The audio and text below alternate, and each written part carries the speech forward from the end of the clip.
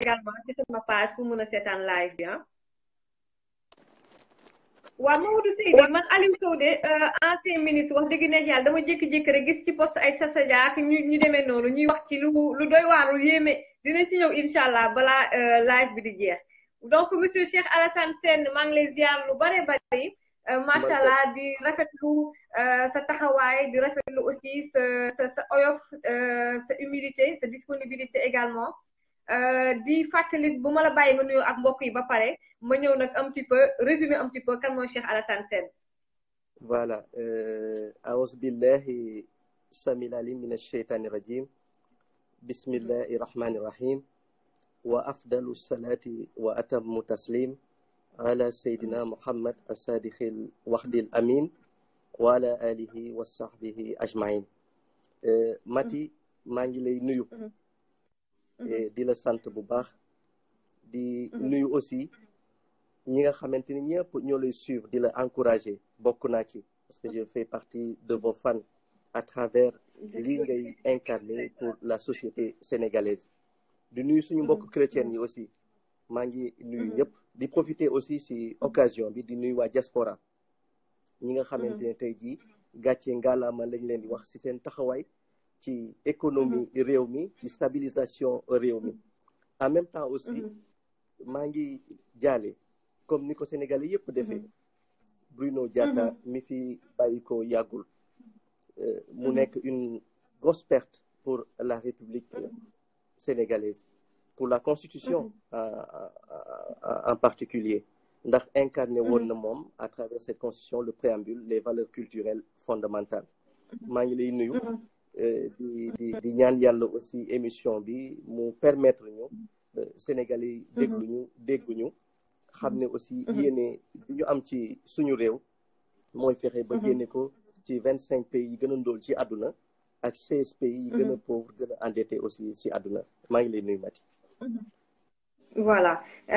di ziar lu bare bare am na Fadialo nee na ndax yow sëriñ nga wala ndax candidat nga di nga ci tontu bu ci kanamee ay juste di leen xamal ni ku dugg rek na nga partage live bi bu ñu nangu ñuy xeex ak ñun ba pare di ñu war a noot wala gën ñu war ñoo dominer bien que nag ñu defuñu ko pour ay vues parce que bu ñu paree live bi def fi des bu ñu paree gars yi dañ koy partager ci YouTube donc n'arrête pas la mer avec ses bras di leen di xamal ni Cheikh Alassane donc nga xam ne mooy suñu invité donc taxawal na benn mouvement bu ci kanamee dinañu wax turu mouvement bi aussi c'est un ressortissant Wakande la région bu Louga ñu xam ne Cheikh Alassane Sène Fadial mi koy laajte nee na arrière grand-père am di Cheikh Ahmadou Ba dafay jël wirdu Tijaaniya ci ay loxowu Cheikh Oumar Foutiyou Tall donc foofa ca Bandiagara ca Mali donc kooku moo doon arrière grand-père sama invité di Cheikh Alassane Sène ñu koy woy Cheikh Ahmadou Ba moom kon ni ma ko waxee sànq moom mi ngi cosaanoo ca Ndande région bu Louga mu nekk nag koo xam ne dafa bëgg ay mbirum écriture c'est un homme de lettres aussi il est tout le temps à la quête de spiritualité elle a beaucoup voyagé dafa tukki lu bare ngir sàkk aussi xam-xam dinañ ci gën a yaatal bu ci kanamee octobre bi weesu octobre on va dire 2009 si la taxawal benn fondation bu ñu naan Salahu ala Mohammed pour jàppale néew ju doole yi aussi pour que mu nekk loo xamante ne lu international moom lay doon xam nañ ne dafa yëngatu ci fànn woowule dinañ ci gën a yaatal bu ci kanamee kon nag Cheikh Alassane Sène c'était juste un résumé ndax yow sëriñ nga wala candidat nga loolu moom la suñu benn internet di la laaj ñu bàyyi la nga tontu ci. maa ngi koy nuyu d'abord di rafetlu laaj bi mu laaj man taalibe la ci comme ñëpp rek ni ñu bëggee doon taalibe ci lépp je veux être aussi un serviteur ci dëkk bi ñu nekk ñaareel ba candidat la ci élection présidentielle yi li ko wane nag wundu ko mooy depuis que ma annoncé suma candidature am na léegi lu toll ci ñeenti weer maa ngi wër Sénégal def naa lu toll ci 31 400 kilomètres dem naa ci dans le nord du Sénégal dem naa Saldé dem naa Oréfondé dem naa Ourossogui dem naa Matam dem naa Ndioum dem naa Ndiayène Pendaaw dem naa Fanay dem naa aussi dans le sud, dem naa aussi au centre, dem naa Kaolack, dem naa Fayako ci îlu Saloum yi fu ne rek dem naa fa ngir déglu askan bi, mais ensuite waxtaan ak ñoom ci yéene bi nga xamante ne dama ko am ci sama réew. Cheikh Alassane Sène candidat bi mu doon li ko may mu nekk ko mooy ni constitution bi tëddee, mooy sénégalais bu nekk bu yor ay droit wam am na droit participer ci naka la ñuy def ba dem ci jongante yii di war a am le 24 février incha allah 2019. maa ngi wut parrainage yi fu ma toll nii ñu ngi ci sori d'ailleurs, mais ensuite incha allah nous avons décidé ci dernier virage bi ñu déposer suñu candidature au conseil constitutionnel. defe naa ne voilà nga may ma rek juste ma def voilà ma def benn parenthèse. Sat Sadia maa ngi ko gis muy dugg ci live bi, su fekkee ne Sat Sadia mun nga bu ñu paree ak Cheikh Alassane Sène ñu ñëw en quelques mots balaa ñu ciy ñëw ci beneen live lan mooy seen problème ak Aliou Sow ancien ministre de la jeunesse. Sat Sadia donc loolu moom mooy message bu ma lay jox, bu fekkee ne mun nga ci ñëw bu ci kanamee nga mun ñu ko faram-fàcceel bu ñu paree ak suñu invité. donc Cheikh Alassane Sène xam nañ ne yaa ngi nekk di wër Sénégal, yaa ngi dugg ci biir région yi, yaa ngi dugg ci biir àll bi def sa tournée pour maanaam rencontrer les Sénégalais. naka nga gisee Sénégal profondeur bi moom laa la wax, parce que ñu bëri gëmuñu ne yenn métit yi famine nekk yu demee noonu, surtout la famine que am na ci kaw ba. yow lan nga gis en résumé. li ma gis xanaa jaaxle ak naxar bu rëy ci li nga xamante ne xew na ci suñu réew. gis naa ne nit ñi ngi nekk ci njàqare ak souffrance bu metti ci biir àll bi. dem naa dëkk bu ñuy wax Saldé, ma delluwaat nuyu leen.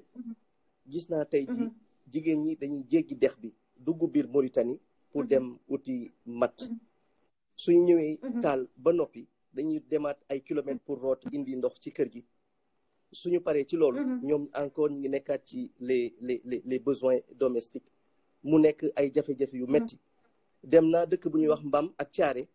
gis naa ni fa gerte bi di yàqoo. dem naa dëkk yu wër Njaayeen Pendaaw ci nooru Sénégal ba léegi dans le Fouta, gis naa ni soble bi aussi di yàqoo foofu. moo tax ma wax ne il va falloir que ñu organiser wu à travers intelligence artificielle bi nga xamante ne moom laa bëgg lancer une fois élu à la tête de ce pays. bëgg naa à travers l'intelligence artificielle ñu suqaliwaat suñu mbay. gis nañu ne les bassins, les fleuves, gis nañu ne ndox ay millions de mètres cubes la ñuy déverser ci océan Atlantique, mais à travers l'intelligence artificielle daañu redirectionner ndox boobu ba mu suqali toolu askan bi ma bëgg def ci réew mi. ndax li ma bëgg mooy fexe ba meew mi ñuy ratt ci nooru Sénégal ñu bañati ko mu yàqu seeni loxo ñu koy tuur ci dex bi. li ma bëgg mooy à travers l'intelligence artificielle ñu harmoniser d'abord nos industries, harmoniser notre agriculture, ñu fexe ba meew moomu ña nekk Ziguinchor mën ko di consommer à temps réel. bëgg naa aussi à travers ba léegi l'intelligence artificielle lii nga xamante ne mooy yàqu ci ay mango diggante Sénoba jàpp Ziguinchor, diggante Sénoba jàpp Bafata, bëgg naa yooyu di fa yàqu noonu ñu fexe aussi à travers l'industrialisation si suñu champs yi ay industrie miniature. bëgg naa ñu fexe aussi ba loolu ñu mën ko di redirectionner muy jëriñ askan bi. bëggatuñu benn produit bu agriculteur di bay ci réew mi muy tumranke suñu loxo. d'ailleurs j'ai décidé incha allahu taala avec le mouvement Daj Dëpp bi porter sama candidature ñu samp un bureau commercial à Dubaï. bureau boobu nag pour le Sénégal dafay permettre le Sénégal te lu bees parce que am na yeneen dëkk africain yu koy def. day permettre mu collecter le maximum de commandes fermes diggante Nouvelle-Zélande, Australie, Pakistan, Inde, Chine. dëkk yooyu yëpp seeni commande ferme bëgg naa Sénégal di ko capter parce que bëggatuma benn baykat di bay ci réew mi ba noppi du am ku mu jaay. bëgg naa mu am ku mu jaay laata muy dugg ci bay bi. d'ailleurs lii moo waral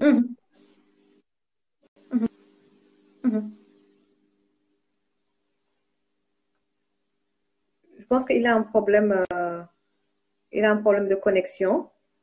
parce que am na ku ko laaj nee na de Abdoulaye Wade à Macky Sall, quel rôle il a eu à jouer pour être en disgrâce avec l'actuel président et son régime jusqu'au ma génne ko dugalaat ko. donc gars yi da ngeen di sonal seen bopp rek parce que tey jii même bu dimanche yi bu ngeen ñëwee di ñu songandoo noonu di yàq mbir yi mais sama yaram bu 15 minutes wala 30 minutes bu saf jàpp ko samedi jàpp ko dimanche ñun kenn mënu ñëw téye lii nag xam naa réseau Sénégal la donc xaar leen ma jëlaat ko Cheikh Alassane Sène bu fekkee ne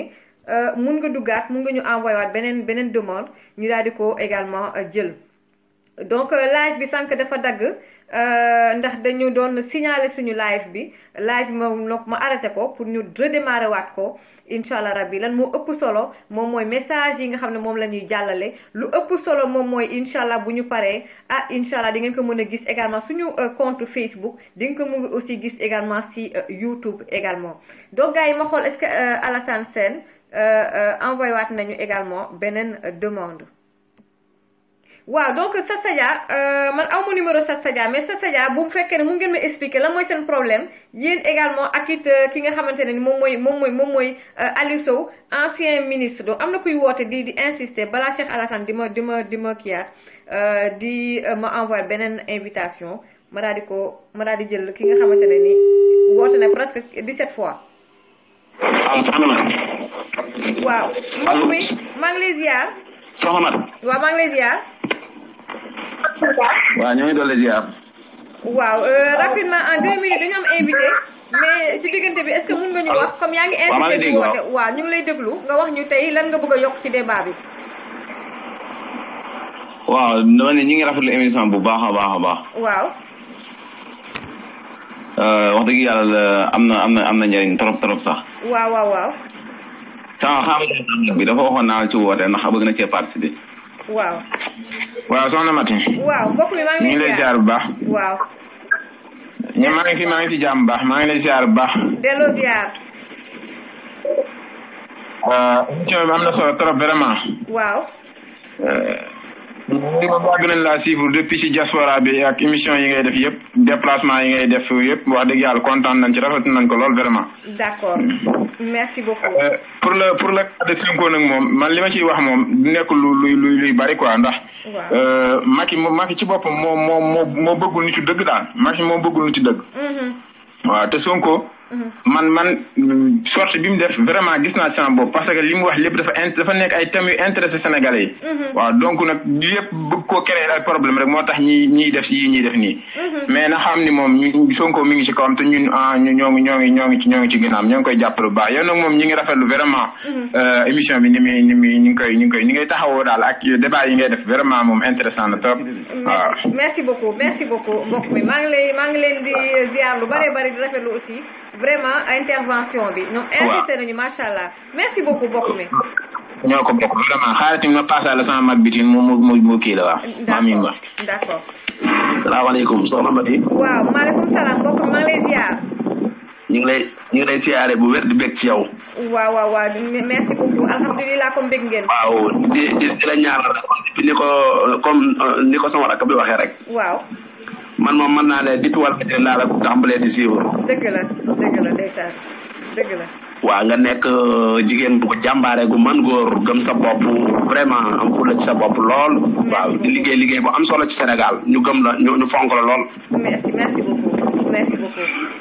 merci beaucoup en tout cas maa ngi leen di remercier lu bare ndax yéen sama force ndaxte malgré carrière bu métti bi ma am yëpp tey fu ma wootee ngeen ñëw yéen sénégalais yi kon de amel naa leen njukkal lu bare jërëjëf waay. ndeysaan dina suivre ak dina topp bu baax te di kontaan ci yow waaw affaire Sonko bi tamit comme ni ko sama rakk bi waxee rek. ñun ay jeunes lañ quoi. waaw. xale yu ndaw lan ñun genre Sonko yi leen gëm ndax gëm nañ ne ñoom buñ leen jàppalee buñ ñëwee danañ sensé liñ bëgg. waaw. ndax Sénégal fi mu toll nii ay dikk di la may ay 5000 ak ay junneeg ay yooyu dépassé nañ ko léegi jeunes yi léegi danoo màgg nañ léegi ñun lan leen gëm. waaw. nga ñëw teg lu concret loo xamante ne day am solo nit ñi am liggéey mën a jariñ seen i waajur jariñ seen bopp moo ëpp solo nga may ma 100000 ma dem lekk ko bu jeexee damay ñëw taxawaat. dëgg la am na solo. voilà ñun ci yooyu la ñuy dox fi mu toll nii koo xamante da ngay ñëw teg lu am solo. ñu jàppale la. am na solo en tout cas maa ngi lay gërëm maa ngi leen di gërëm. waaw ca Sonko vraiment. Sonko vraiment jeune la jàmbaar la te man li ma ko gën a fonke mooy maanaam dëgg yi mu ñemee révélé li muy wax loolu vraiment ku mel noonu buñ ci barile woon ay Sonko rek jàppale ko rek incha allah yàlla danañu dimbale Sénégal dina soppeeku. ok am na solo lu bare bare. merci beaucoup merci beaucoup mbokk mi. waaw yow ndeysaan waaw yow moom sa extraordinaire ca kaw ca karam rek delloo amin rek ñu ngi lay ñaanal di la jàppale bu baax yàlla dëgëral la yow yaay jigéen ju mën góor. merci beaucoup merci. voilà donc gars yi maa ngi jéem a woo waa Sadia moom bu ma yónnee message moom mun koo jël parce que aw mu numéro WhatsApp am loolu moo tax Cheikh Alassane Sène maa ngi koy woo ba sonn mais affaire bi du jàll xam naa problème mu connexion la maa ngi essayer encore. bu fekkee ne aussi Fa Diallo ba ma mënoon aussi jox numéro aussi Sadia mais bon bu ma envoyé woon moom message moom dinaa sans problème mais monsieur bi moom duggoon na sànq allo. allo Mati. maa jël waaw ñëwaat naa sànq de man maa ñëwaat rek ko. damay jégalu. waaw mais en 30 secondes parce que suñu invité bi duggaat na encore dañu amoon quelques problèmes. amul grave amul problème. non daanelal. amul benn non grave ñu déglu ko ba xam li muy wax ba pare. waaw ñu déglu merci beaucoup c'est important. merci beaucoup. all right. waaw Sadia bu fekkee ne aussi dafa jàpp aussi y a pas de souci ok alors donc Cheikh Alassane gis nga de. ma ne ko réseau Sénégal nous avons compris ma ne comprendre nañu li war a lii yëpp mais lépp yiw la l'essentiel li am solo mooy gis nañu ne que Sénégal yi yëpp taxaw nañu tey pour priver à Macky Sall d'un second mandat. ça fait 6 ans may xeex lii 6 ans au départ maa ngi taxaw doom ko xeex di wax ne que fii ñu jëmale réew mi baaxul. ça fait 6 ans ma constant ci combat bi may mener musuma ci jóge mais je mène ce combat avec beaucoup d'intelligence tëj nañ ma ci kaso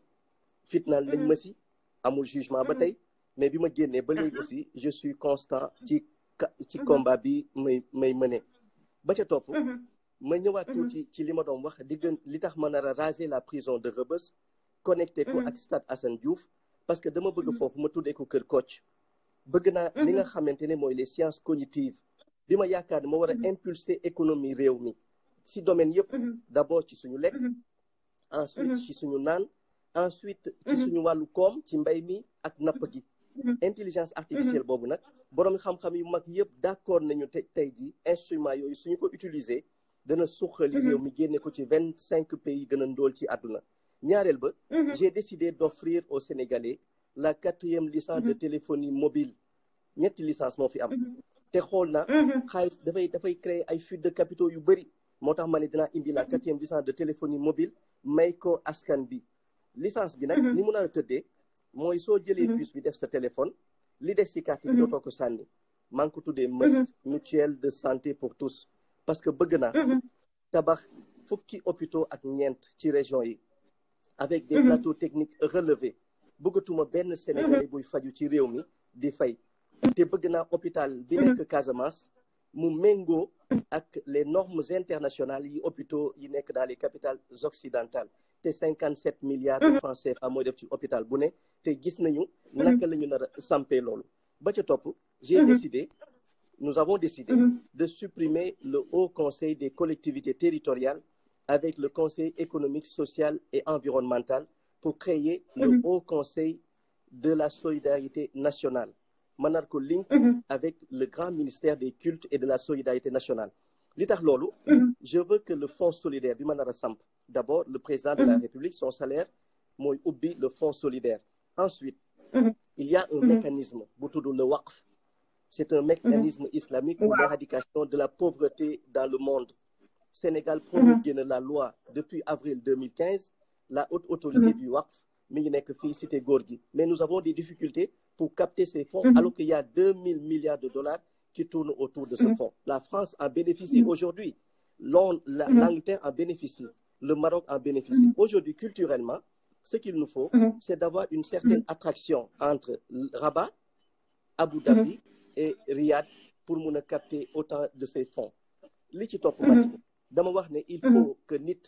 am possibilité di jógee Saint-Louis su ko neexee dem julli ji Touba wëlbatiku añ fa wëlbatiku dem Kaolack def rendez-vous ba pare fanaani Ziguinchor le lendemain mu dem ndékkiwaat à Saint-Louis lenn rek moo ko mun mooy TGV wax naa TGV ñu ne ma c'est un rêve ma ne pourtant il faut de l'audace de la créativité pour dem ci loolu Macky Sall dafa manqué orientation su ko amoon TGV bi samp nañu ko parce que xool nañu ne Kaduna ak Abuja y a un TGV bu leen di relier 200 kilomètres la un fonds chinois privé chinois moo ko defar à 550 milliards de francs CFA ñun tey ji Saint-Louis ak Ziguinchor mu am bretelle bu jàdd suñu neexee Touba am yeneen bretelle bu jàdd Medina Baye soo ko xoolee dafay nekk 600 et quelques kilomètres soo jëlee tey ji TER bi avec les avenants mi ñu coûté 1000 milliards nga jël Ila Touba mi ñu coûté 500 milliards soo boolee ñaari xaalis yi dafay nekk 1500 lu teg ay milliards suñ jëloon xaalis boobu non seulement def nañu TGV bi diggante Saint-Louis jàpp Ziguinchor mais am na bretelle bu dugg Touba am na bretelle yu dugg aussi si yeneen capitale régionale mais li ñu manqué rek mooy audace ak champ bi ñuy permettre ñu am créativité loolu la ñu bëgg dindi ci réew mi moo tax ma wax ne au soir du 24 février 2019 il va falloir li ñu njëkk a def mooy proclamer notre indépendance économique suñu ko defee ba noppi wëlbatiku wax ne les intérêts du Sénégal et des Sénégalais d'abord comme l'a fait Paul Kagame comme la France le fait comme la Russie le fait comme les États-Unis d'Amérique l'ont fait il y a pas longtemps avec la politique que je ne salue pas de Donald Trump qui est très agressive mais mi ngi wax ne américains yi il faut ñu dellu si waat jëlaat seen place ci monde bi ndax gis nañu ne Chine mi ngi jël lu bëri si part des marchés la ca topp Mati dama wax ne j'ai envie que Dakar Financial Center bi ma bëgg a tabax ma bëgg ko def ci biir Kër Kocc bi nekk ci Rebeuss connecté à Stade Assane Diouf bëgg naa Dakar Financial Center ñu link ko ak Singapore Financial Center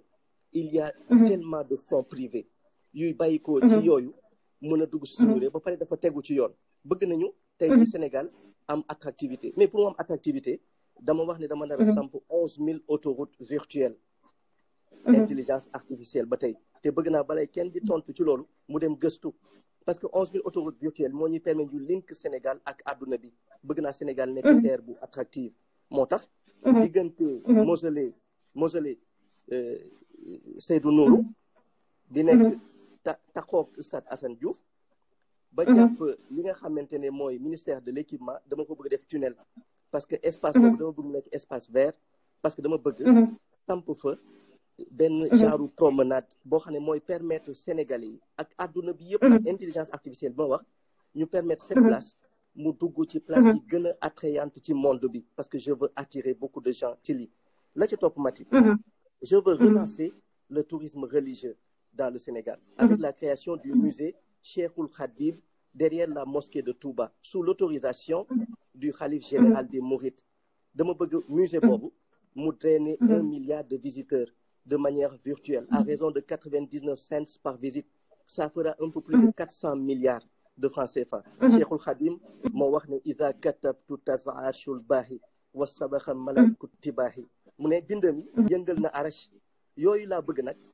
loolu dafay waxanteeg raison ilay yaxaadallahu ma lam yakuni wala yakunu abadan li mumkini nee na yàlla may na ko lu mu mayul kenn lu mu dootul may kenn ba mukk waxul boppam wax xam nañu cër bi ko yàlla defal mais donc la race noire lay waxal ñoom lay waxal te Dieu parle au doué de raison cette race noire la wax ne jot na ngeen jël seen matukaay jot na ngeen jël seen place ci adduna bi moo tax ñu nar a jaar ci ay bindam ay xalaatam pour def loolu li ma wax ne il faut redirectionner maintenant les eaux il faut les redirectionner mais am na ñu bëri ñu di poser question internet yi nee nañu parce que dama bëggoon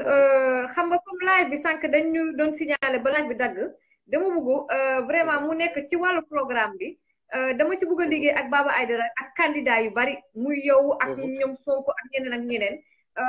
gars yi am na question ma la bëgg a poser su ko defee après ñu joxante rendez-vous mais live boo xam ne man ak yow ak Baba Aïdara li ngay wax gars yi ñu ngi bind nee nañu est-ce que doo ko ils veulent des chiffres mu nekk loo xam ne du ay wax kese lay doon mais loo xamante ne ni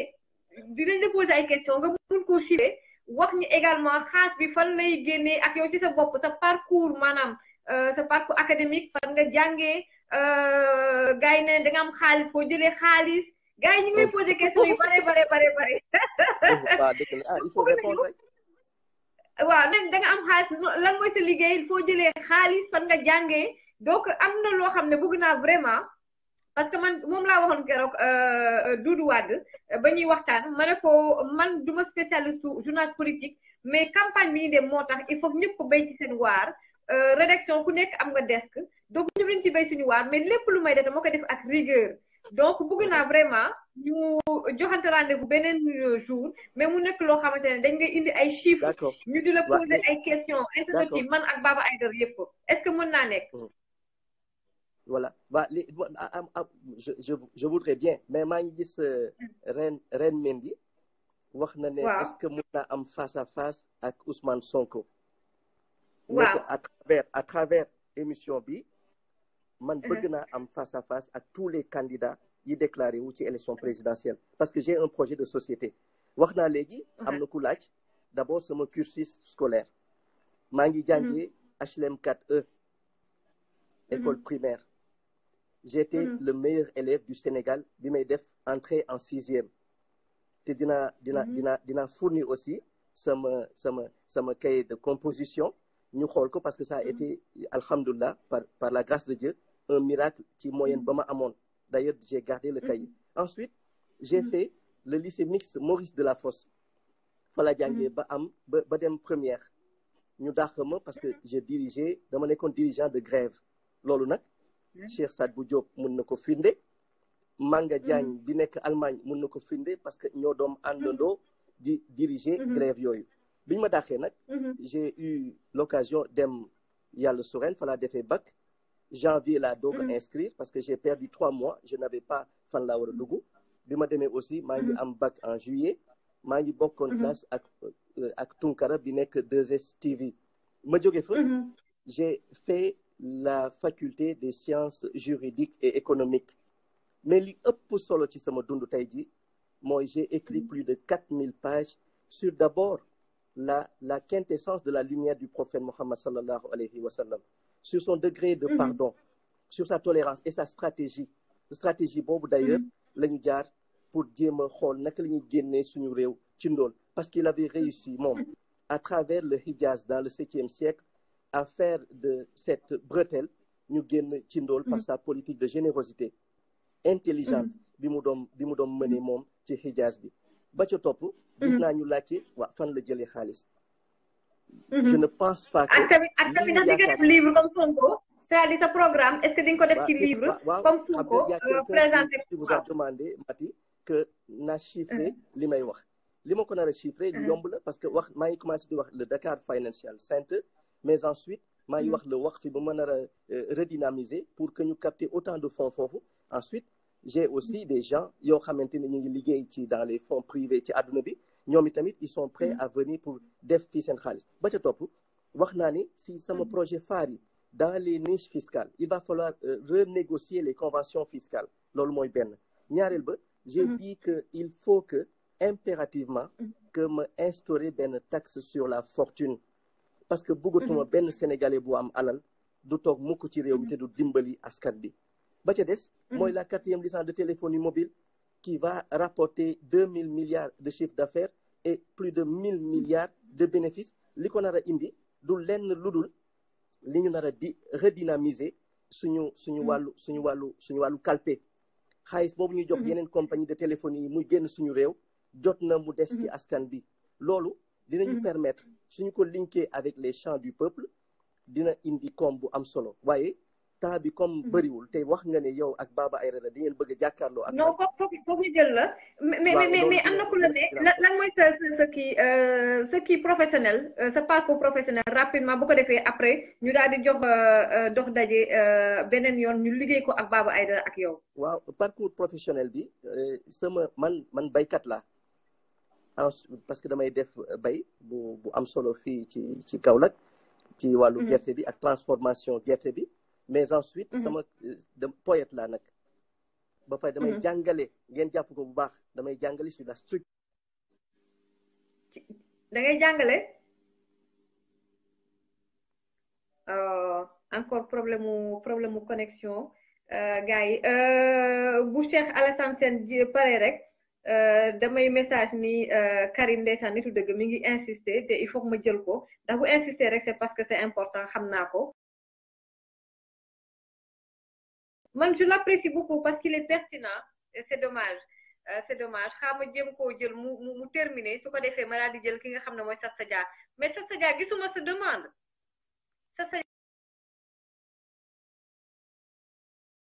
Sat Sadia tey moom duma la bàyyi tant que waxoo leen ma lan mooy seen problème ak le ministre ma daal di ko jëlaat mu terminer donc sama réalisatrice bi woowaatal ma ci suuf foofu mu dugg waa ñu bàyyi la nga terminer gis nga réseau Sénégal de foofu ñu gaaw ñëw ak licence bees bi wala sonal nañu léegi li may def rek mooy comme temps bi xoj na ma aussi maa ngi am yeneen engagement yow tamit yaa ngi am ñeneen ñu bëgg a dugg li may def rek mooy nuyu ñëpp ba pare wax ne aussi maa ngi ñaan yàlla def jàmm ci suñu réew wax naa ne man li gën a am solo ci sama dund mooy tagg bi may tagg yonent bi alayhi salaatu wasalaam parce que moo ma dimbali tey jii à travers prison bi ma nekkoon ma tey jii am une autre vision si sama dëkk ci la laaj ndax damay produire livre nga wax ko ne am na livre bu may waaj a génne bu tudd vision c'est un livret nag de 50 pages où j'explique lan mooy sama programme ci askan bi en lettres et en chiffres bi ci topp maa ngi nuyu askan bi di leen wax ne élection yi ñu jëm dama bëgg rek mu leer ci ñëpp instant bi candidat yëpp dañu nekk lu mel ni ci échauffement étirement ak fuddu taxaguñu sur la ligne de départ yàlla nag il a été clair dans le Coran nee na mooy may nguur ku ko neex moo koy nangu aussi si ku ko neex s'il décide demain que man maa war a nekk président de la République kenn du ci mën dara s'il décide que Ousmane Sonko la kenn du ci mën dara s'il décide que keneen la aussi loolu rek la moo nar a am parce que dafa wax qul illahumma malikal mulki tu'til mulka man tasha wa tanzi'ul mulka mimman tasha wa tu'izzu man tasha wa tuzillu man tasha mu tëjee ko nag bi yadikal xayr innaka ala kulli shay'in qadir d'ailleurs aaya boobu le Thierno Souleymane Baal dans la révolution Torodo de 1776 ci la sukkandiku wax ne état képp ku ko yor na nga ko soreel sa mbokk say xarit say am di jàmm te lépp lu bàyyi ko ci koomu état bi na nga fexe ba delloo ko ci intérêt général loolu nag dafa tumuranke tey ji suñu réew ndax gis nañu ne ki ko jiite muy le président Macky Sall taxawaayam yépp mooy jël la famille le clan les amis ànd ak ñoom pour aller vers une gestion oligarchique du pouvoir ce que nous déplorons ce que nous refusons et en 2019 maa ngi koy wax solennellement sama vœu comme seen vœu mooy fexe ba priver à Macky Sall un second mandat dama bëgg mu leer ci ñëpp parce que y a quelqu'un qui a posé une question pour demander est-ce que man duma candidat wu président Macky Sall. ak tam livre bi ndax livre bi da koy jaay wala dafay gratuit. non livre bi dafa gratuit parce que je veux que les Sénégalais me lisent attentivement bëgg naa ñu déglu ma jaayul dinañu fexe jox ko may ko 50 pages la ñu ngi cotiser ci suñu biir mouvement pour defar ko may ko Sénégalais pour kenn ku ne lire ko vision la tudd ba ca topp mooy ma dellu siwaat ci li ma wax Mati fi may tëjee maa ngi déplorer Mati président Macky Sall ni mu annulé demam bi Mali ce n'est pas normal le président ne devait pas suivre ses émotions il s'agit de 2 républiques sœurs yoo xamante ne dañu am ay relations yu kawe mënoon na bi nga xamante ne yëg na dëju Bruno que ñu ngi koy jaale di saluer sa mémoire mënoon na bàyyi tukki bi dem kër Bruno waxanteeg njaboot gi dellu soit jël avion bi dem fekkee investiture bi pour gën a rataxal diggante Sénégal ak Mali loolu c'était capital mais pour man un chef de l'État ne doit pas suivre ses émotions suivre yooyu mu suivre émotion moo tax mu tëj ma 13 mois moo tax mu tëj Khalifa Sall moo tax mu tëj Karim Wade moo tax tey ji ñu bundu xataal Sonko moo taxoon yow mi tamit nga am ay jafe-jafe te yooyu dafa war a jóg tey ji ci réew mi ñu nekk maa ngi gërëm ñëpp nag di sant ñëpp di la encourager Mati di la ñaanal yàlla defal la jàmm di ko ñaanal toute la diaspora et tous les Sénégalais yal na yàlla doon jàmm ci suñu réew maa ngi leen di sant di leen gërëm asalaamualeykum wa rahmatullahi taala wa barakatuh. Merci beaucoup alors donc mu doon ki nga xamante ne moom mooy Cheikh Alassane Sène donc ni ma mouvement moom également bokk ci candidat yi waa ana Sat Sadia moom tamit nag Sat Sadia gisuma sa demande gis naa demande Sat Sadia boo paree Sat Sadia ki nga xam ne mooy mooy Karim waaw Karim moom bu insister rek c'est am na lu mu war a wax lu am solo Sasa Dia woo naa la donc jox naa la kii na sa voilà. Mati siyaar naa la naka yi tey. dama yeewu rek. dégg ay affaire yu xaw ma bëgguma vulgaire daal lu kii ak lu kii man daal xamu demee noonu maa ngi lay ziar. delloo ziar mais boobu leeraloon mu gën a baax de nga ne da nga gis lu kii ak lu kii lan. waaw man daal ak Alioune Sow non on a juste ay lu kii ak lu xamante ni man daal j'ai pas compris daal. waaw comme que sa panel lañ nekk dañuy respectueux mais en fait bon c'était juste que hier il a eu à s'attaquer aux activistes qui étaient sur la toile parce que moom moo attaqué activistes yi parce que nee na face à l'invective et à l'injure parce que ñun ay saagakat lañ jàppee ay va-nu-pieds lañ jàppee il invite son parti à occuper les réseaux sociaux yaa ngi dégg nee na ce sera du tic au tac coup pour coup quand quelqu'un vous donne un coup rendez-lui le coup avant de négocier c'est fini la récréation c'était juste notre manière à nous oisifs errants de lui souhaiter pas la bienvenue ndax handicap bu mu àndal mais le bienvenu dans les réseaux sociaux loolu rek la woon mais coow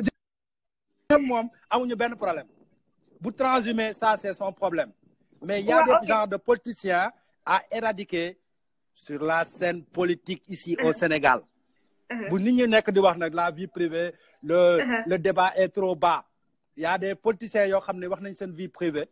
ni ñuy waxee seen vie privée ñun oisifs errants yi à notre manière noonu la ñuy waxee ci vie privée ku ñu xamal te ñi ñu xamal bëri nañ ñiy waaj a dem ci Macky bëri nañ te on a la liste on a dressé la liste et chaque jour daañu gis ñu bind si ñoom dara c'est tout c'est notre manière de faire la politique comme ils le font eux. waaw justement yaa ngi koy wax sax parce que vie privée xam nga man tey bu fekkoon ne par exemple tey benn ministre jël na yóbbu benn maîtresse am voilà Dubaï wala xam nga jënd dugal ko hôtel bu cher première classe loolu dinañ ci wax parce que xaalisu réew mi moom lay fasaree mais pourquoi ñu war a wax ci ay lu vie privée carrément quoi pourquoi choix boobu. non xam nga y a toujours des moyens pour clouer le bec à un fanfaron quoi moom genre boobu la quoi à un gros dos il y a juste un moyen de le plier et de le jeter aux poubelles pour juste lui montrer qu'il n'est pas important à nos yeux ñun dañoo am benn objectif l'objectif qu'on a nous c'est de dégager le tyran qui est là il ne peut pas être majoritaire dans la rue c'est-à-dire bu ñu génnee ñu jàpp ñu dóor yi metti ba pare bugg tëj suñu gémmiñ dans les réseaux sociaux loolu mënul nekk loolu amul fenn ils peuvent prendre la rue ça c'est leur problème garaawul quoi mais nous sommes les maîtres il faut que ñoom ñu xam loolu nous sommes les maîtres dans les réseaux sociaux ku nekk xam nga sa maître fu mu nekk c'est tout bu ci demee nag ba toll nag ba war a wàcc sur li leen metti moom mooy li mu leen wax yéen mu qualifier leen d'insulteurs ci réseaux sociaux yi c'est-à-dire li mu leen jam naa ne c'est-à-dire que moom moo jëkk attaqué ñi nga xam ne ñoo nekk ci réseaux sociaux yi yéen tamit ngeen tontu ko Alioune Sow en fait pour qui le connaît xam ni dafa mun a tontu non soxla mënuñu en fait ñun mënuñu yéeg faut pas voir les oisifs errants nga leen di traiter comme des moins carrières fii y a beaucoup de personnes qui se réclament oisifs errants et qui sont trop calés plus calés que lui il a forcé il a brûlé les étapes pour être ministre du ma wax Ablaye Wade moo ñu tooñ mais Ablaye Wade voulait l'aider mais comme que dem na transhumé na yem ci place transhumant nous on n'a rien contre les transhumants mais que les transhumants restent derrière Macky et qu'ils le ferment c'est tout ñun loolu rek la laaj ce que nous le faisons sur le terrain ce qu'on va faire on va le faire sur la toile mais actuellement comme j'ai dit tout à l'heure on est en train de préparer 2019 on a un objectif on a un cible à battre et notre cible à nous n'est que le président de la République du Sénégal qui est à la tête qui fait ce qu'il veut ñun kooku la ñu soxla mais pas ay Alioune Sow mais quand le Macky Sall il envoie ses sbires des bras cassés dañ la naan nag saa ñun sa patron la ñu soxla ñun c'est pas on ne boxe pas dans le même ring c'est juste ça c'était juste un message pour lui lancer. D'accord dernière question mu ñëwal tuuti ci ñi nga xamante ne ñi ngi war a rejoindre Macky bi bon am nañ ci dara ay écho mais bon ñu mën a ay quelques bon en fait bëgguma tooñ gaan bi dugg léegi mais j'ai entendu des échos Cheikh Alassane xawma lan grand dama dégg ay écho de du man écho y a des bruits de bottes y a des bruits de pas waaw y a beaucoup de personnes qui disent que tu vas rejoindre j'en suis pas sûr hein xam nga Sénégal dégg naa mais Sénégal bu waxee dégg naa en général beaucoup vérifier ba ci biir rek lu muy wax dëgg la mais dama dégg je l'ai entendu ça fait combien de mois 4 ou 5 mois en arrière et je ne l'ai pas entendu quelque part si ki ma ko déggee bon c'est un imminent c'est quelqu'un qu'on connaît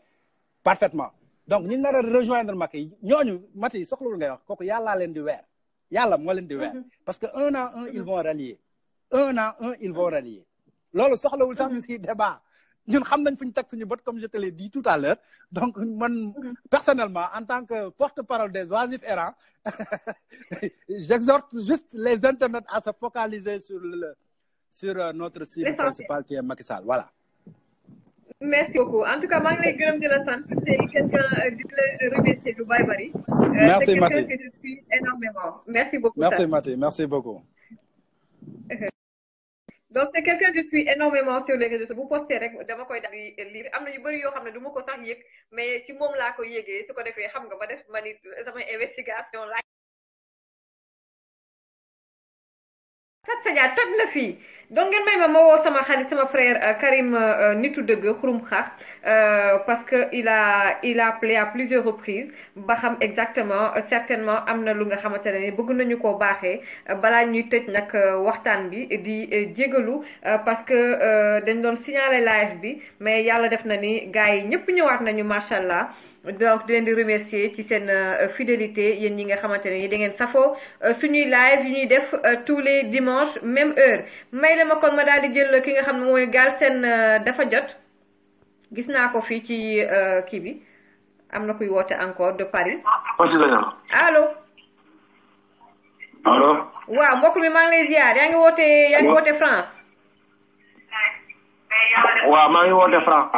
waaw su ma sañoon na da ngay wàññi live bi wala nga fay ko le temps que nga pare dégg nga. waaw. waaw ñu ngi lay déglu. waaw maa ngi tudd Djily Bass ñoom ma gën a xam ne si turu Djily Bass. waaw. waaw maa ngi nekk ci Paris. waaw. waaw say live wax dëgg yàlla ñoo ngi koy rafetlu baax a baax. waaw. yàgg nañ la si te kontaan nañ ci liggéey bi ngay def pour ñun. merci beaucoup. donc man li may wax du bëri quoi luy gàtt dong la. li may ñaan Sénégalais nekk fii yëpp. ku nekk nañu dimbali nañ dem jëli seeni carte. ah mais boo gisul sa carte nag ñu bëri mënuñ fexe ba jot ci seen carte. man mii di wax ak yow dem naa consulat bu Sénégal combien de fois di laaj sama carte dem naa fa ba xaw fa jàppante ak ñoom. et li ma bëgg mooy état Sénégal la ñu jàppale jox ñu suñu ay carte parce que suñu yëf la ñun ñoo ko moom. changement neex na trop mais ñun dañoo war a jug dem def suñu changement.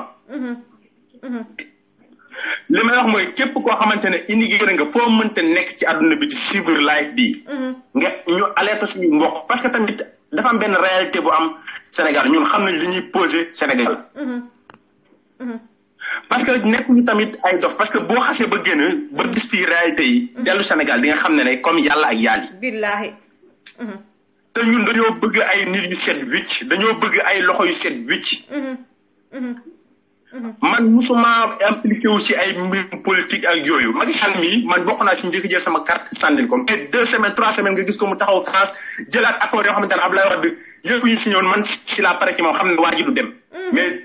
musuma intéressé wu ci benn mbirum politique. depuis boobu laa pare ci ay mbirum président Macky Sall. du woon président Macky Sall sax parce que man mooy loolu quoi. donc li may ñaan diaspora ñëpp nañ dem jëli seeni carte nañu alerter opinion nationale internationale wax Sénégal ñëpp xam ne waa ji fi mu ñuy jëmee baaxul. am na solo parce que ñun tamit ñun dëkk jàmm dañ nekk mais ñaan nañ yàlla lu mu yàgg ñu jël suñu bagage jël suñu dëkk ñun amuñu fu Sénégal. am na solo lépp lu ñu mën a am Sénégal ñu ko gënal bu ñëwee fii nekk fii. di dang-dang di def lépp ngir Sénégal la. dëgg la. mais xam nañ ne fii bépp immigré bu nekk fii am nga li ngay peser ci sa famille. donc na ñëpp taxaw temm sax laay wax taxaw wax ak nit ñi ñu xam maam jarul ay kii Macky Sall xam na ne élection yi bu jaaree yoon moom xam na ne premier tour sax mënu si génn. bu jaaree yoon rek moom xam na ne moom mënu si génn premier tour. dëgg la. donc li may wax ku nekk na nga woo say mbokk woo say proche woo say ñëpp fii nag kenn lañ fi gis koo xamante ne bu nekkul sax ay ñoom gëm-gëm luñ bokk wala yooyu jullit gum nekk wala responsabilité li muy dégager di nga xam ne kii nitu dëgg la yàlla moo ko tàggat ngir ñun muy kan muy président Ousmane Sonko yàlla nag du la tàcc di la tàccuwaat parce que ñun depuis indépendance ba léegi même tur yi ñoo fi nekk tey fii suba ñee ñoom ñëpp ñoo yem il faut ñu lu bees dëgg la am na solo maa ngi lay te waa ji boo ko gisee danay waa ji boo ko gisee mu wax parce que man dama koy wax sax du sama gars yi musuma toog di intéressé wu si ay politique Sénégal mais bañ ma présenté programme am tegal ma ci affaire ma toog suivre ko mais dama xam ne ne waa ji li muy wax kii dëgg bu génn ci làmmiñ da ngay xam dëgg la am na solo ñëpp nañ jug jàppale ko xam ne ne yàlla moo ñu tàcc ci bii te bu la yàlla tàccoo fecci woo dootoo feccati dëgg la am na solo maa ngi lay gërëm di la sant en tout cas merci beaucoup bu la yàlla tàccoo boo feccul dootoo mos a feccati kon nag mbokk mi nee na moom Sonko la gëm gars yi na ngeen voter Sonko moom loolu la gëm te loolu la firndeel mi ngi woote fii ci France maa ngi lay ziar di la remercier lu bari mbokk mi merci Mathilde merci kontaan naa trop merci beaucoup voilà donc Akhenaton ma jël la comme maa ngi lay ziar kontaan aussi nga dugg ci live bi nee nga ma 1 minute donc ma may la 1 minute su ko defee ñu daal di jël aussi Cheikh Sadibou Kébé mu conclure waaye balaa boobu Karim bu fekkee yaa ngi ñuy dégg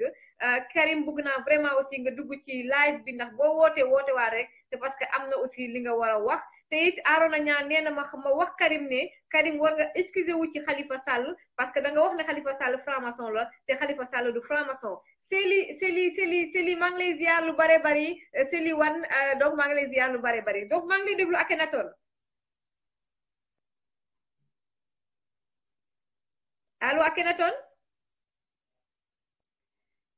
allo Akhenaton donc Akhenaton dafa mel ni dégguñu ngeen may ma parce qu'on va vers la fin waaw ñu ngi lay déglu waaw soxna si ñu ngi lay nuyu di la ziar maa ngi lay ziar sa liggéey macha allah yàlla na la yàlla aar yaa ngi def liggéey bu am solo ci population bi merci ñu ngi lay suivre saa suñu nekk di am benn lu ñu bëggoon a indi rek ci ëtt bi doole ko ci mbokk yi wax nañu lépp presque waaye bu ñu dégloo kàddu yi bu ñu ci defee benn synthèse da ngay gis ne effectivement l'opinion aujourd'hui publique notamment jeune dafa orienté wu jëm ci Ousmane Sonko loolu ñu wax ko ñu ñàkk ko wax dafay nekk loo xam ne dafay génn à partir de loolu ma am ci xalaat daal di nekk comme demee na noonu du loo xam ne man maa ko inventé mais boo duggee ci réseau yi boo dégloo opinion bi da ngay xam ne Ousmane Sonko mi ngi génn di taxaw c'est une réalité donc c'est une force bu taxaw mais force boobu est-ce que dafa nekk une force globale maanaam est-ce que Ousmane Sonko tey am na tous les éléments pour pouvoir mener projet bi nga xam ne tey suscité na benn intérêt ci population bi mën nañu wax ne am na lu mu am na lu mu ñàkk ma am ci lu may contribuer man ci sama xalaatu bopp jàpp ne Ousmane Sonko daf ko xaw a manqué la te il faut que mu renforcer ko pour que projet bi nga xam ne am na tey lu mu suscité ci population bi notamment les jeunes la nouvelle génération rupture bi nit ñi bëgg pour mu mën a àgg il faut que Ousmane Sonko son entourage Pastef ses partenaires ñu liggéey ci benn wala ñaari aspect yu am solo à mon avis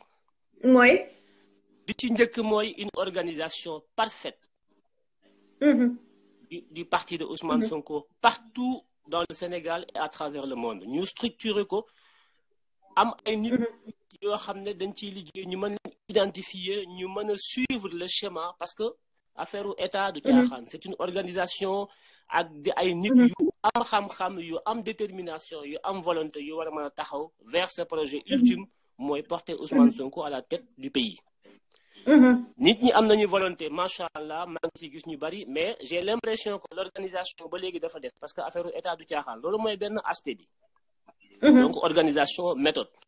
bi ci topp mooy la mobilisation des moyens financiers parce que projet bi Ousmane Sonko porté c'est un projet à 100% sénégalais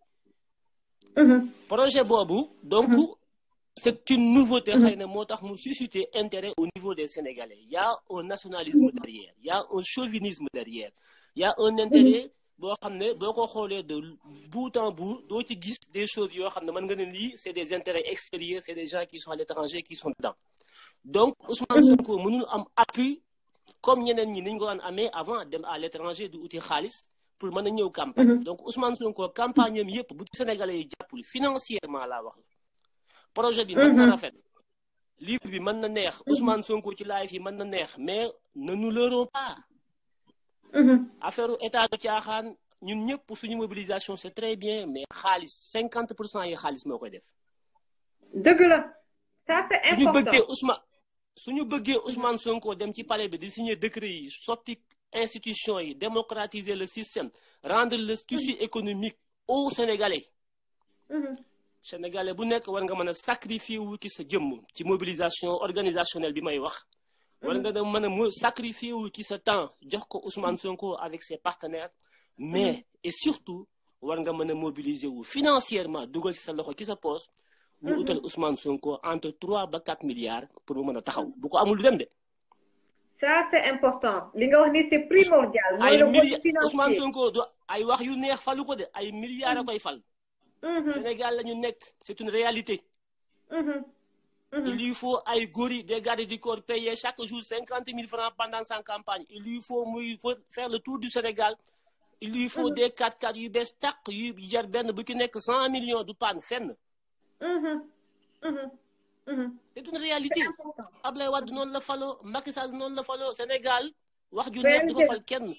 Mobilisation moo fay fal nit détermination mais 50% yi ki des xaalis la nit ñi maa ngi koy lancer un appel au niveau de Pastef ak képp koo xam ne yaa ngi may dégg am nga accès ci Ousmane Sonko man au accès ci moom au accès ci kenn mais maa ngi suivre sama xalaat la na nit ñi mobiliser wu financièrement mobiliser wu humainement mobiliser seen temps seen lépp pour que projet bi nga xam ne c'est une nouveauté au Sénégal musu fi am c'est un projet à 100% sénégalais Sénégalais yi nañu sacrifié wu ndax ku la nekkal ci naaj wi da nga koy nekkal ci kër gi. ci kër gi am na solo Akhenaton. loolu rek laa amoon lu ma ci wax maa ngi lay ziar bu baax soxna si di la gërëm di nuyu mbokk yëpp. merci beaucoup am na solo trop. merci beaucoup xamoon naa lu am solo la fiy wax ndax moom tamit macha allah Agibou Diallo gëj naa ko dégg gëj naa ko gis Agibou namm nañ la ci live yi donc ma jël Cheikh Sadibou Kébé ñu tëj ak moom mu def. ana envoyé benn demande ma jël la wala s'il le faut ma woo ko ci WhatsApp bi directement 100 € pour chaque Sénégalais de la diaspora Sénégal tamit dafa am ay réalité de am na ñoo xamante ne ni ba ci jour vote ba mu wala veille vote bi mun na seen xel bul bëtiku donc aussi on a aussi nos réalités Sénégal tamit dafa am loo xamante ne ni politique xaalis moom mooy politique loolu tamit foog ñu wax ko donc Cheikh Sadibou Kébé bu fekkee ne mun nga ma envoyer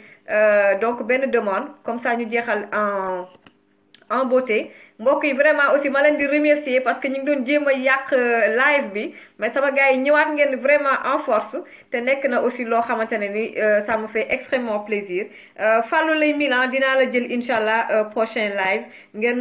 may ma jël donc Cheikh Sadibou Kébé gars yi ñi ngi insister Cheikh Sadibou Kébé envoie ma message parce que WhatsApp bi ce n'est plus possible les gens ils n'arrêtent pas d'appeler allo gars yi ñëwaat ngeen vraiment en oui allo wàññi live bi s'il vous plaît wàññi live bi extrêmement plaisir Fallou lay Milan incha allah prochain live salaamaaleykum maaleykum salaam maa ngi lay ziar ça va Mati waaw di la ziar lu bari rapidement en 2 minutes loo mën a yokk ci waxtaan wi oui dama la yéexal moom ma lay couragé yow première chose yow laay couragé merci beaucoup merci ci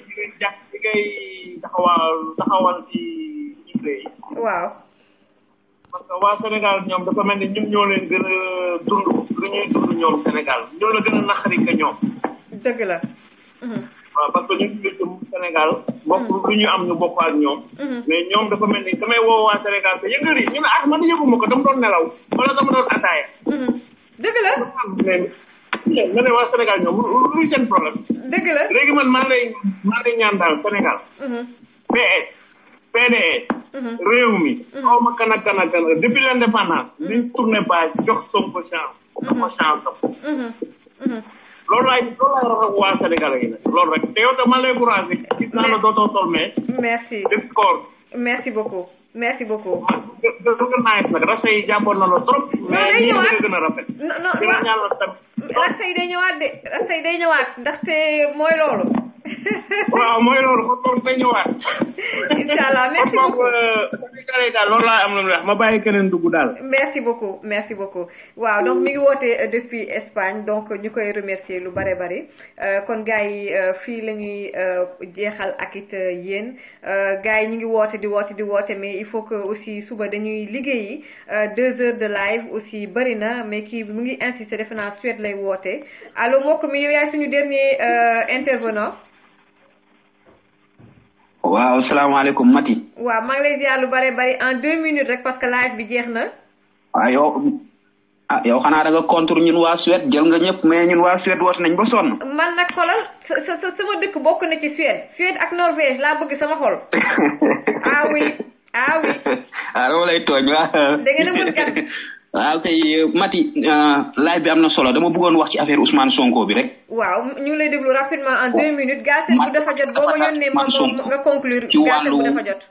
ci wàllu lu ko gouvernement bi ko jéem a fexel ni sama xel dafa dal ci Ousmane Sonko ndax Ousmane Sonko dama ko yàgg suivre. dëgg la depuis peut-être seen mu amee 1 an ak yooyu. mais na gaa yi xam ne pour gaa yi galgal ko du yomb.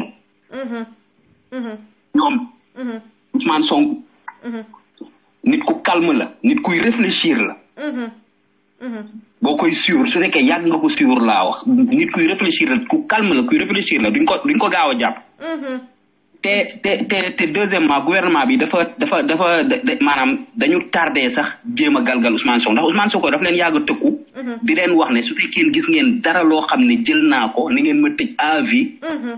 wala yóbbu ma créé te loolu bu mu leen di tëkku loolu mat na ay 1 an 2 ans 3 ans mais mënuñu si moom dara. dëgg la kon lii moo leen dese affaire yu ñàkk fayda yi moo leen dese. dëgg la te deuxième lu ma bëgg a wax mooy.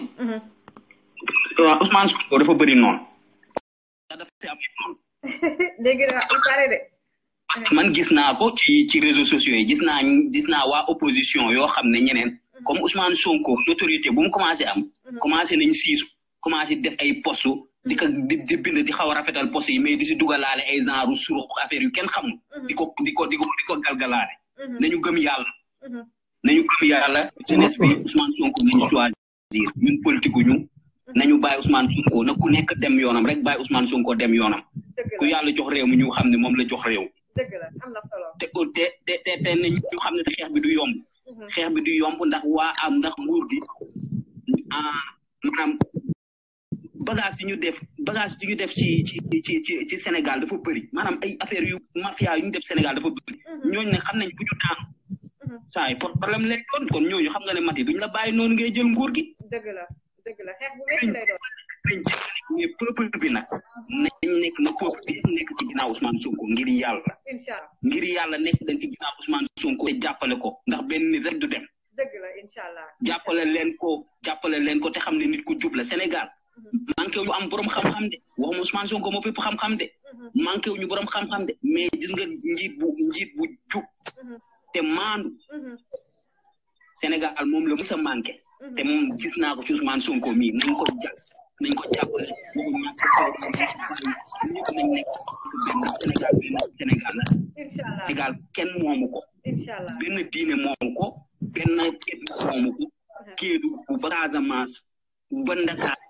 ba Diourbel ñun ñëpp benn lañ benn drapeau lañu nekk xeet bu ñu mënta nekk na nga bidi na nga nekk loo mënti doon su fekkee xam gis nañ ci yow njub ak dëgg léegi liñ bàyyi waxu ñàkk fay te ñun ñëpp ñu jàppal ba nekk ci ginnaaw Ousmane Sonko jàppale ko ngir njëriñu Sénégal ndax ëllëg kat suñuy doom ak suñuy sët dinañ laaj. dëgg la am na solo. l'histoire nous juge. merci beaucoup. waaw asalaamaaleykum wa rahmatullah loolu laa bëggoon wax. merci beaucoup. voilà Koro Mack Diouf aussi prochaine fois ñu mën a dugg aussi ñi woote ñoom ñoo bari kon ñu bàyyi la Galsen bu dafa jot nga conclure maa ngi ziar lu bari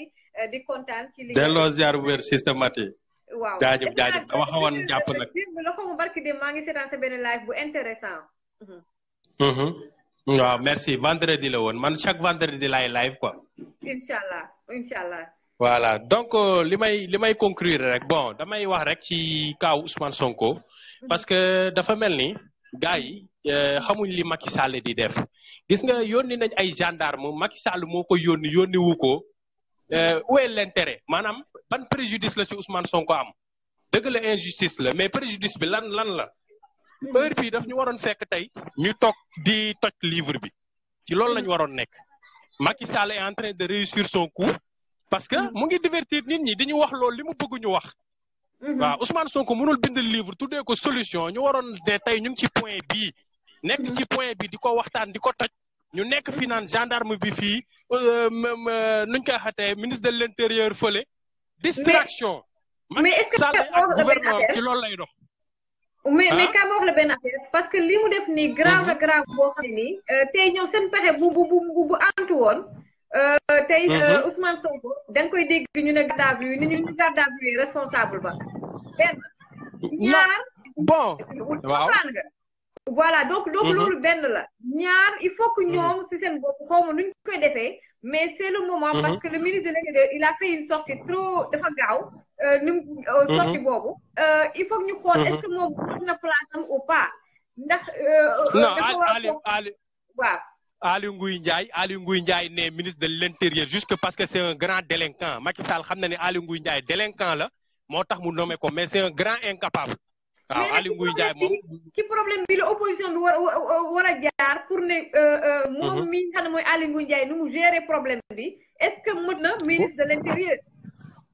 mais loolu c'est un combat boo xam ne depuis 1 an maa ngi koy wax Aly Ngouille Ndiaye ala kulli Ali combat boobu ak conseil constitutionnel loolu c'est un combat boo xamante ni politiciens yi ñoom Ousmane Sonko yii ñoo ko war a xeex ndax Ousmane Sonko li koy galgal ñu ngi naan mënuluñ ko dara gis nga Macky Sall parrainage am bii c'est uniquement pour Ousmane Sonko leneen taxu ko jóg waa Pastef nag nañu waaj ñoom seen combat dëgg bu liste parrainage yi génnee fa lay tàmbalee raag bi dëgg parce que Ousmane Sonko ne sera pas candidat kooku Macky Sall mënul ragal Karim Wade ragal Khalifa Sall Ousmane Sonko nga xam ne depuis 2014 mu ngi koy yàq lu mel ni xeme amul fu mu ko jaar mu dem ne xaaral mu indi parrainage foofu rek la ko mën a mbaalee te dina ko def léegi nag combat de rue bi nga xamante ni gars yi ñu ngi koy wax combat de rue bi nga xam ne gars yi ñu ngi koy wax foofu lay amee solo waaw jour bi nga xamante ni joxe nañ verdict liste parrainage yi jour boobu noonu la gars yi war a jël xeex ak li nga xamante ne mooy conseil constitutionnel parce que boobaa dinañ joxe discours boo xamante ne mooy loolu na waa Pastef xam ni tey jii nii seen rôle nekkul di tontanteeg ay Aliou Sall ak ay xawma kan la salope la ngeen baal ma du yooyu nañu wàcc xamle kuy Ousmane Sonko n'est pas assez connu sur le terrain il est très populaire sur Facebook très populaire mais sur le terrain dafa am liggéey bu des Idrissa Seck xam nañ ko sur le terrain Karim Wade on le connaît Khalifa Sall on le connaît Ousmane Sonko c'est un néo na gars yi wàcc mu jaral leen ko jël livre bi comme sénégalais yi du ñu lire ñu ko jot a lire ñu jël les points essentiels xamal ko sénégalais yi ne leen Ousmane Sonko de lii ak lii la wax te bàyyi tontante bi nañu bàyyi tontante bi amul sens te duñ ci gagner dara perte temps la ku génn attaque Ousmane Sonko nañ ko ignorer. D'accord. Ok. En tout cas maa ngi lay gërëm waaw. di bëggee ñëpp rek di xamal que ni Sénégal actuellement toll na foo xamante ni ñiy wax naan Macky duñ ko battre dama koy répéter waat Macky sera battu mais nag bu fekkente ni ndax dina confisquer le pouvoir am déet kooku moom kenn xamul mais élection moom il sera battu bel et bien ndax am dina confisquer du confisquer ñun foofu la ñuy taxawee pare li ñuy waaj ak moom waaw bu ñu joxee résultat yi li ñu nar ak moom foofu lay amee incha allah mais actuellement amuñu benn disposition légale taxaw naan Macky Sall ne participera pas à ces élections amuñu sañ-sañ bi